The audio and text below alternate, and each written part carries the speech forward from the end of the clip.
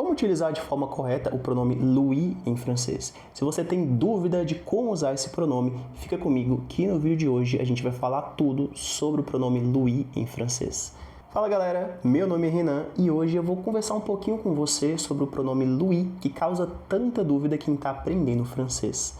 Galera, o pronome lui, ele tem dois casos em que ele vai ser usado. Ele pode ser usado aqui tanto para substituir a pessoa, no caso masculina, né, que seria aqui ele, quanto ele também pode ser usado nos dois casos para homens e mulheres, para ele e para ela. Quais são as situações então?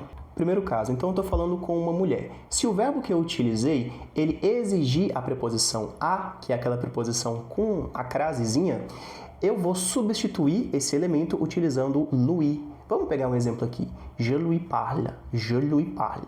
Quem parle, parle à quelqu'un. Quem fala, fala a alguém. Então, como eu tenho esse a com crase e eu estou substituindo a pessoa que está recebendo a ação de me ouvir, né? Aqui eu vou utilizar lui tanto para homens quanto para mulheres, por causa desse azinho, tá? Um outro exemplo, se eu quero dizer que eu estou enviando uma mensagem para alguém, eu posso dizer Je lui ai envoyé un message. Então, eu enviei uma mensagem a ele ou a ela. No caso aqui, esse lui, ele funciona substituindo tanto ele quanto ela, justamente por causa desse azinho que o verbo envoyer exige, ok? Agora, se a pessoa objeto da ação, homem e mulher, eu utilizo, por exemplo, um verbo que exige uma preposição, só que a preposição não é o a, é outra preposição, como, por exemplo, avec, ou, por exemplo, sans, ou ainda o pour ou che. Nesses casos, aí a gente tem uma diferenciação. Nesses casos, eu vou utilizar o lui para homens, né, que seria aqui ele, e eu vou utilizar o elle para ela. Então, se eu pego, por exemplo, a frase Je vais au cinéma avec lui. Esse lui aqui, ele só serve para ele, justamente por causa do avec.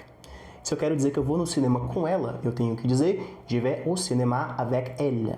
Ok? Mesma coisa para esses outros tipos de preposição que eu citei anteriormente. Se eu quero dizer que eu não consigo viver sem ela, eu digo Je ne peux pas vivre sans elle. Eu não posso dizer lui. O lui, nesse caso, ele funciona como ele unicamente, por causa da preposição sans. Se eu quero dizer sem ela, eu tenho que dizer sans elle. Eu só vou utilizar o lui substituindo ambos quando o meu verbo ele exigir a preposição a. Então é isso, galera. Essa foi a dica de hoje. Espero que vocês tenham gostado.